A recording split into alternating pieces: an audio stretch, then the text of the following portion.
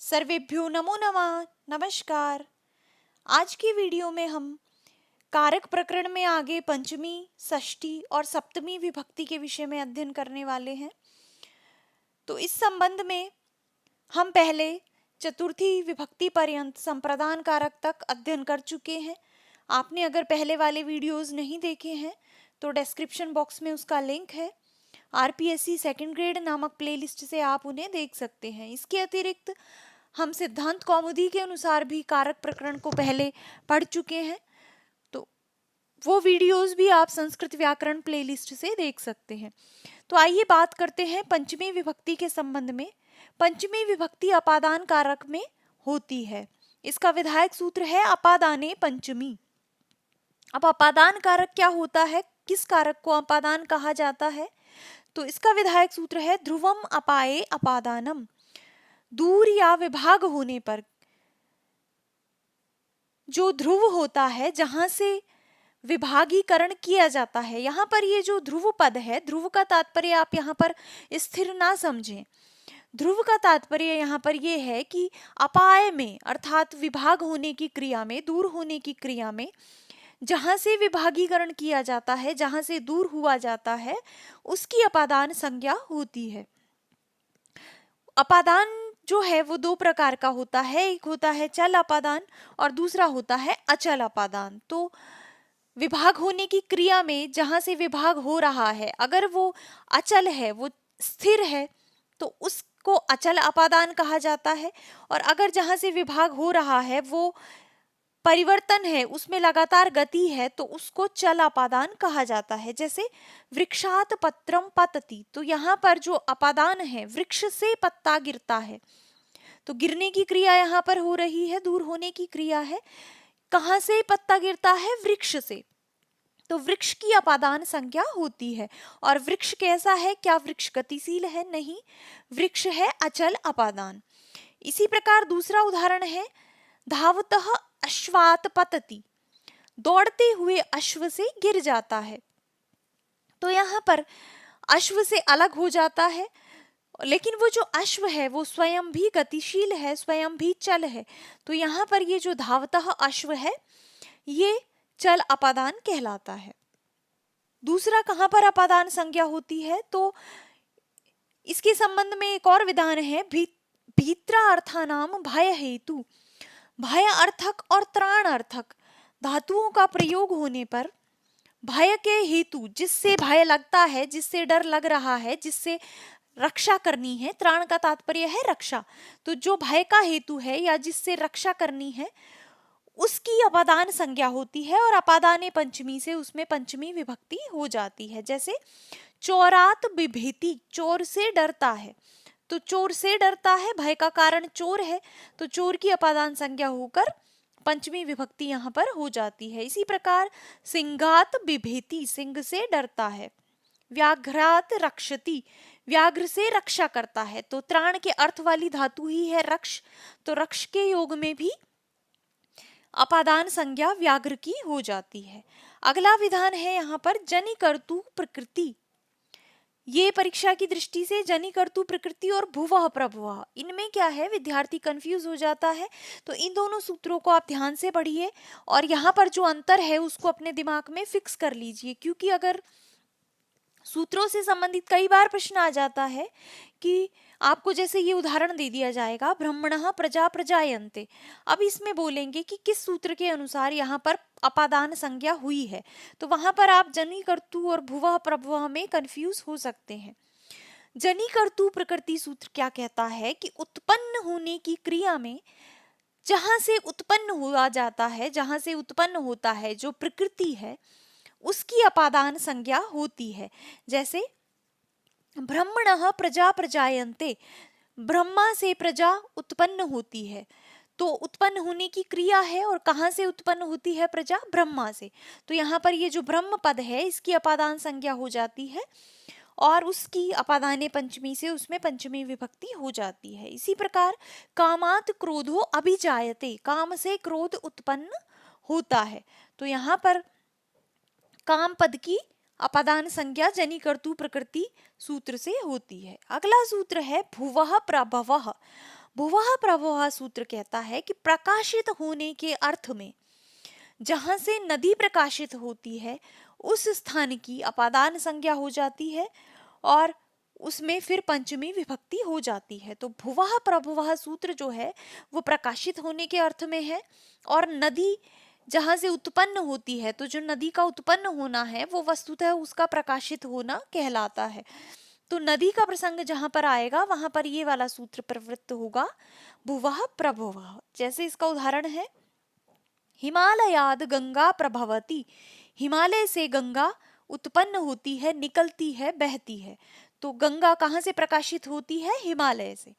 तो हिमालय पद की यहाँ पर अपादान संज्ञा हो जाती है और उसमें पंचमी विभक्ति हो जाती है।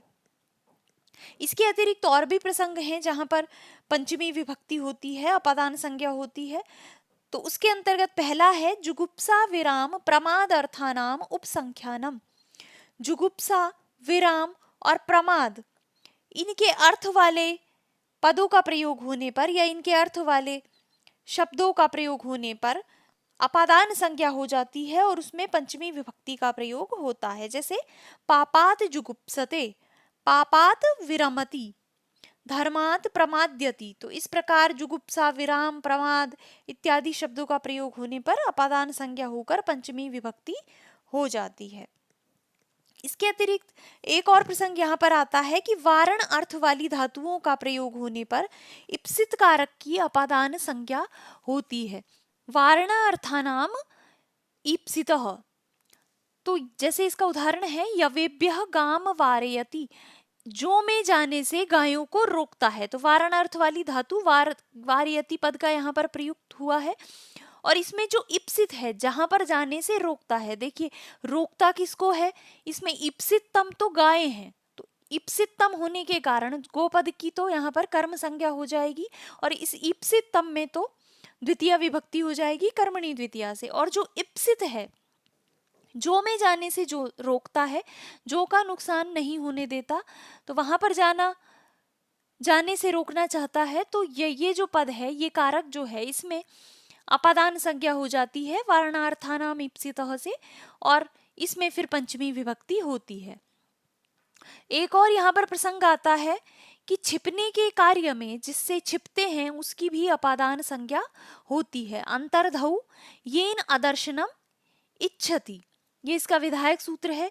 तो इसमें जैसे कृष्ण मातु निलीयते, कृष्ण माता से छिपता है। तो छिपने की क्रिया यहाँ पर हो रही है, और किससे छिपना चाहता है? माता से। तो मातृ पद में अपादान संज्ञा हो जाएगी और पंचमी का रूप बनेगा मातुः। इसके अतिरिक्त यहाँ पर एक और सूत्र आता है आख्यातो उपयोगे, कि नियम पूर्वक विद्या स्वीकार करने में जो विद्या देने वाला है, जो वक्ता है, उसकी अपादान संज्ञा होती है। जैसे गुरोः अधीते, उपाध्यायात अधीते, गुरु से अध्ययन करता है, उपाध्याय से अध्ययन करता है। तो नियम पूर्वक विद्या जहां पर स्वीकार की जाए वहां पर वक्ता की अपादान संज्ञा होती है।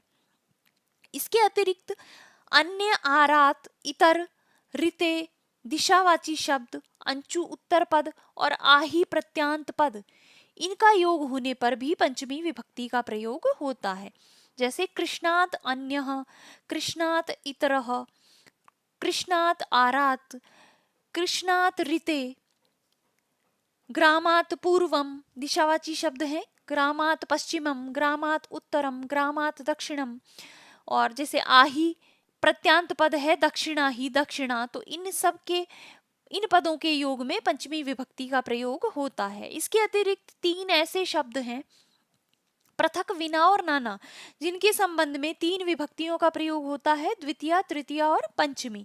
तो जहां पर पृथक, विना और नाना ये पद होंगे, वहां पर आप द्वितीया, तृतीया और पंचमी तीनों विभक्तियों का प्रयोग कर सकते हैं। जैसे रामम पृथक, रामेण पृथक, रामात पृथक, या फिर धनम विना, धनेन विना, धनात विना।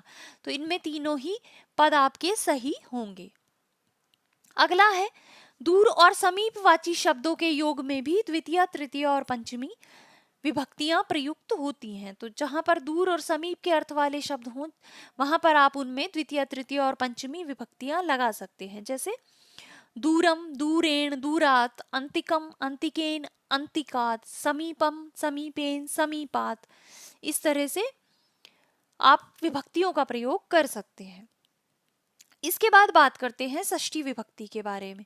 तो षष्ठी विभक्ति का विधायक सूत्र है षष्ठी शेषे, कि 6 कारकों के अतिरिक्त जो विषय शेष रह जाते हैं, अर्थात उत्पाद्य उत्पादक भाव जहां पर हो, स्वस्वामी भाव हो, प्रकृति विकृति भाव हो इत्यादि में षष्ठी विभक्ति होती है। जैसे राज्ञः पुरुषः, तो यहाँ पर राजा का पुरुष, तो स्वस्वामी भाव संबंध को बताने के लिए यहाँ पर षष्ठी विभक्ति का प्रयोग किया गया है।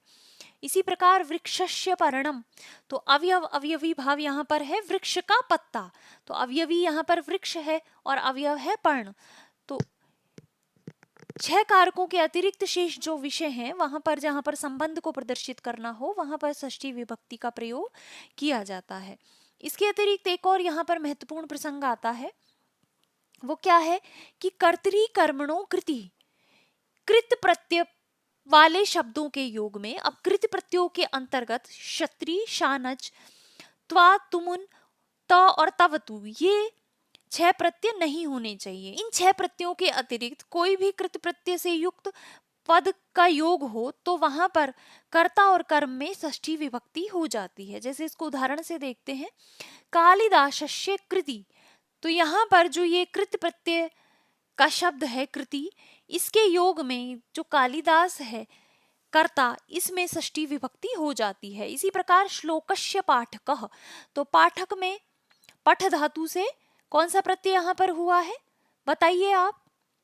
जी हाँ, यहाँ पर हुआ है णवुल प्रत्यय। तो णवुल प्रत्यय वु को अक होकर पाठकः पद यहाँ पर बनता है।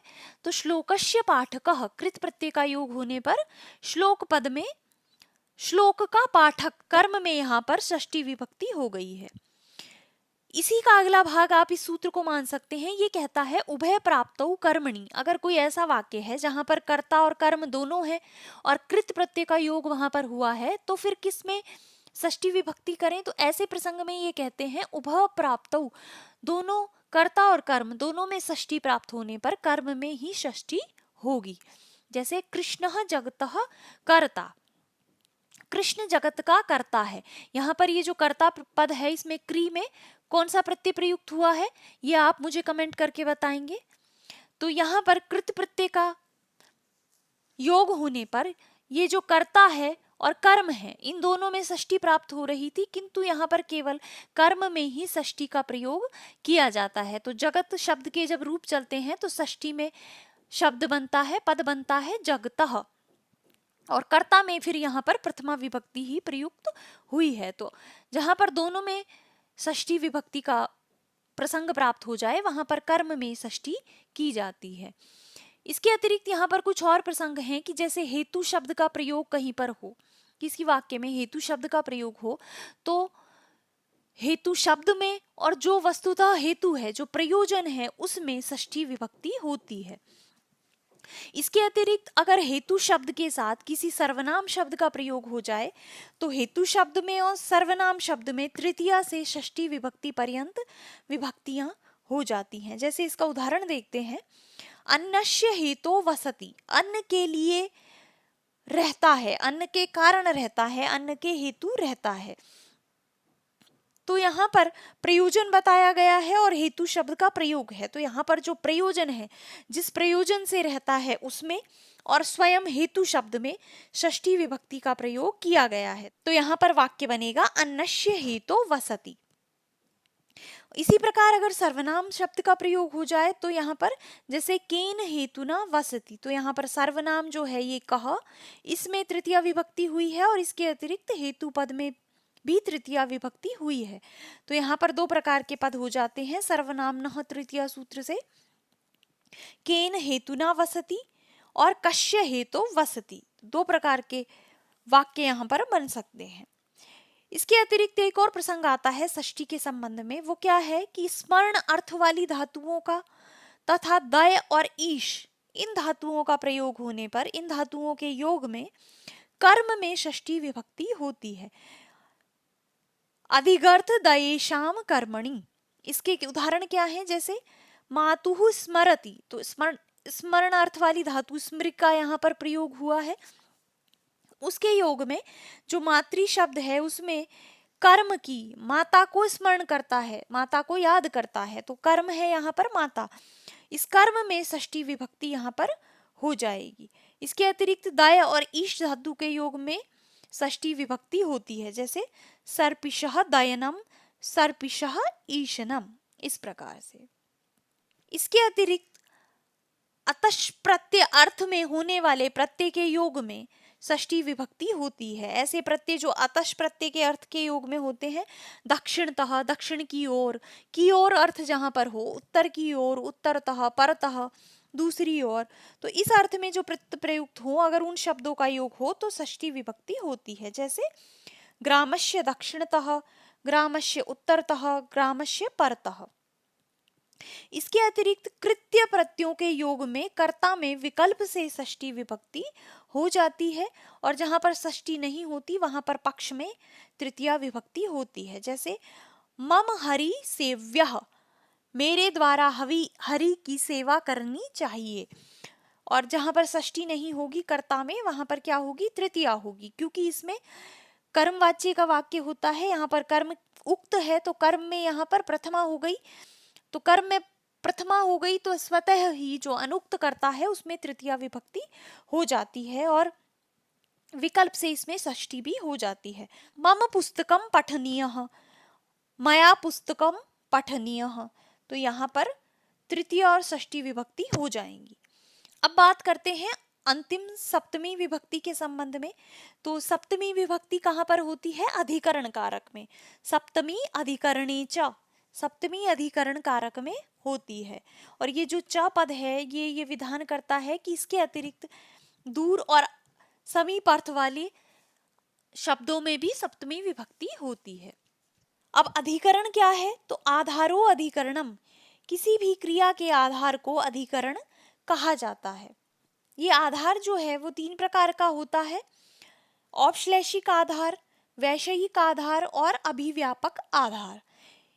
औपश्लेषिक आधार क्या होता है? जहां पर किन्हीं 2 वस्तुओं में आधार और आधेय में भौतिक जुड़ाव दिखाई देता है, वो औपश्लेषिक आधार होता है। जैसे मैं सोफे पर बैठी हूँ, या मैं बेड पर बैठी हूँ, या मैं कुर्सी पर बैठी हूँ, तो आधार में और आधेय में भौतिक जुड़ाव है, तो वो जो आधार होता है वो औपश्लेषिक आधार कहलाता है। जैसे कटे आस्ते, चटाई पर बैठता है, तो यहाँ पर किस प्रकार का आधार है? औपश्लेषिक आधार। दूसरा प्रकार का होता है वैषयिक आधार, जहां पर विषय संबंधी आधार होता है, वो वैषयिक आधार कहलाता है।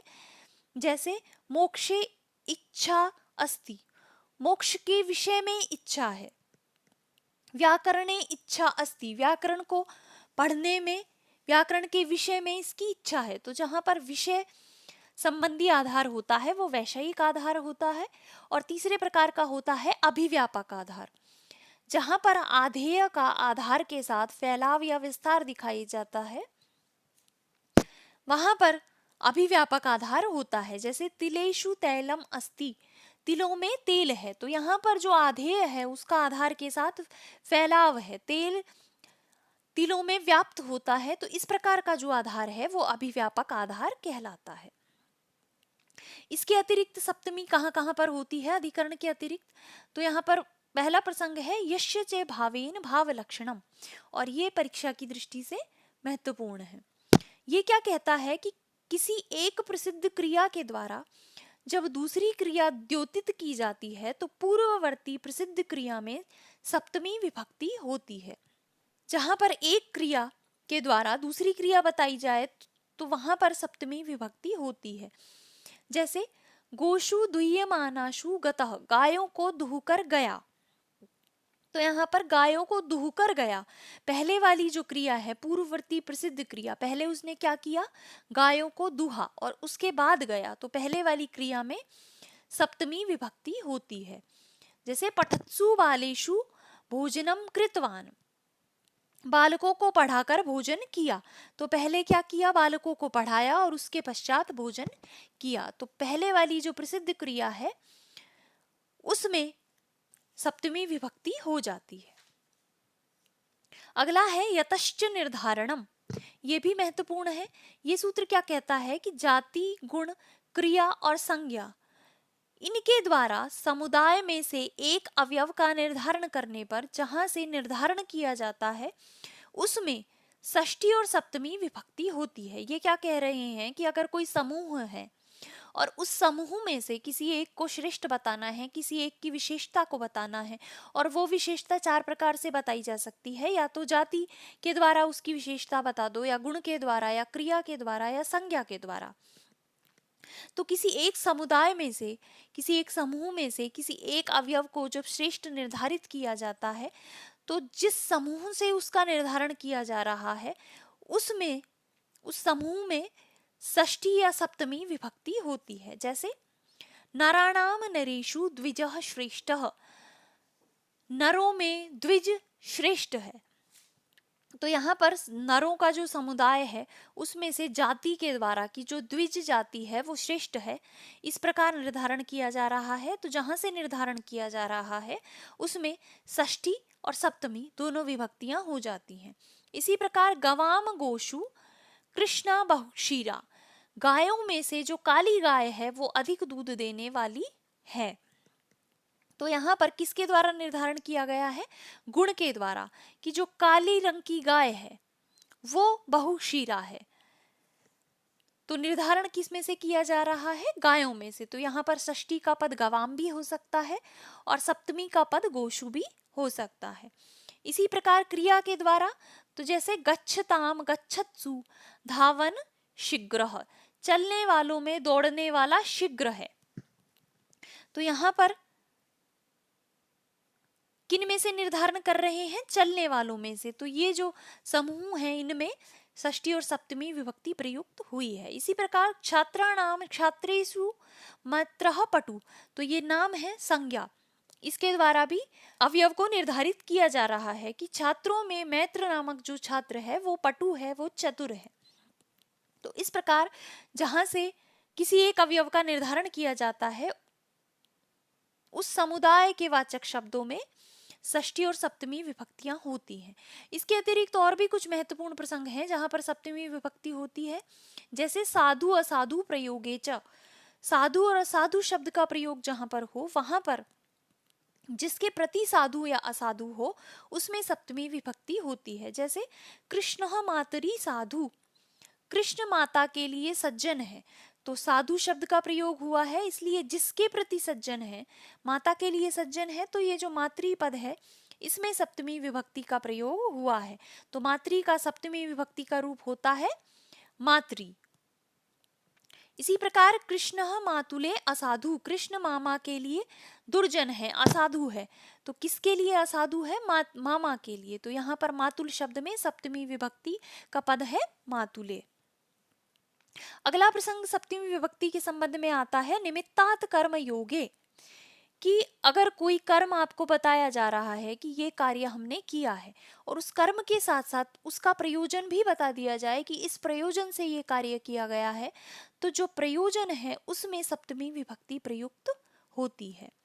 जैसे चर्मणि द्वीपिनम हंति, चर्म के लिए चीते को मारता है। तो मारने का कर्म यहाँ पर किया गया है, चीते को मारा गया है, उसका एक प्रयोजन है, क्यों मारा गया है? उसकी चर्म को प्राप्त करने के लिए।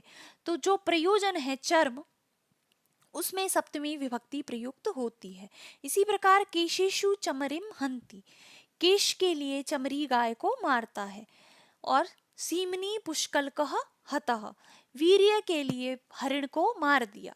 तो यहाँ पर सप्तमी विभक्ति का प्रयोग होता है। इसके अतिरिक्त षष्ठी च अनादरे, अनादर के प्रसंग में जिसका अनादर होता है उसमें षष्ठी च, उसमें षष्ठी का और च सप्तमी विभक्ति का प्रयोग किया जाता है। जैसे रुदतः रुदती प्राव्राजित, रोते हुए छोड़कर चला गया। तो ये अनादर का प्रसंग है। अगर आप रो रहे हैं और आपकी माता को, आपकी बहन को, आपके किसी भी व्यक्ति को आपके रोने की कदर नहीं है और वो आपका अनादर करके चला जाए, तो ये अनादर का प्रसंग है कि उसने आपको देखा नहीं कि ये रो रहा है और आपको चुप कराने का प्रयास भी नहीं किया। तो अनादर के प्रसंग में जिसका अनादर होता है, रोने वाले को छोड़कर चला गया। तो रुदतः जो रो रहा था, इसमें षष्ठी का पद रुदतः भी हो सकता है और सप्तमी में रुदती पद यहाँ पर होता है। तो इस तरह से ये सप्तमी के प्रसंग हैं। इसी के साथ कारक प्रकरण समाप्त होता है। जितने भी महत्वपूर्ण विषय थे सभी का अध्ययन कारक के संबंध में हमने समाप्त कर लिया है।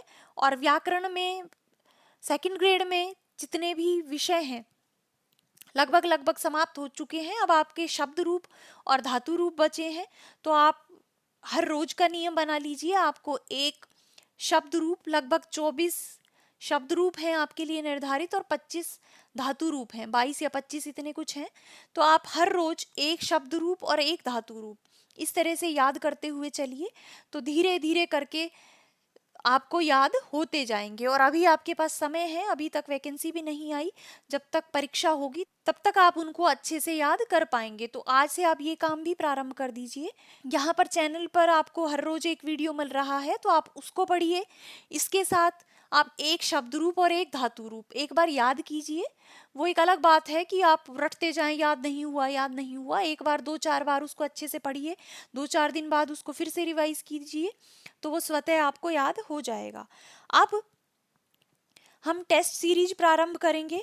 तो मैं कम्युनिटी में, आजकल मेरी कम्युनिटी एक्टिव हो गई है, तो मैं कम्युनिटी में आपको जो भी सूचनाएं होती हैं वो देने का प्रयास करती हूँ। तो आप चैनल पर जाइए, वहाँ पर जब आप चैनल पर क्लिक करेंगे तो होम, वीडियोस, प्लेलिस्ट ये सब लिखा आता है। तो जब आप उसको थोड़ा सा लेफ्ट की तरफ धकेलेंगे तो आगे आपको ऊपर कम्युनिटी लिखा भी दिखाई देगा। तो आप कम्युनिटी पर जाइए, वहाँ पर जो भी सूचनाएं होती हैं मैं पोस्ट कर देती हूँ। वैसे मैं अभी तक ये सोच रही हूँ कि हम शनिवार को टेस्ट लेंगे। प्रत्येक शनिवार सुबह आपको एक टेस्ट पेपर दिया जाएगा और शाम तक उसके उत्तर भी आपको बताए जाएंगे। तो अब जो शनिवार आएगा उससे हम एक एक विषय का धीरे धीरे करके टेस्ट प्रारंभ कर रहे हैं। आपके प्रैक्टिस के लिए आपको एक एक टॉपिक के अनुसार प्रैक्टिस सेट दिया जाएगा, तो उसके लिए भी आप तैयार रहिए। अगर आप किसी विषय का रिवीजन करना चाहते हैं वो भी आप कर लीजिए। तो इस वीडियो को फिर यहीं पे समाप्त करते हैं, मिलेंगे अगले वीडियो में किसी नए विषय के साथ। तब तक आप वीडियो को लाइक करते रहिए, अधिक से अधिक शेयर करते रहिए। और अगर अभी तक आपने चैनल को सब्सक्राइब नहीं किया है तो चैनल को अवश्य ही सब्सक्राइब कर लीजिए और बेल आइकन को भी अवश्य ही प्रेस कर लीजिए, जिससे आपको वीडियो अपलोड होते ही नोटिफिकेशन मिल सके। तो मिलते हैं नेक्स्ट वीडियो में, तब तक के लिए धन्यवाद।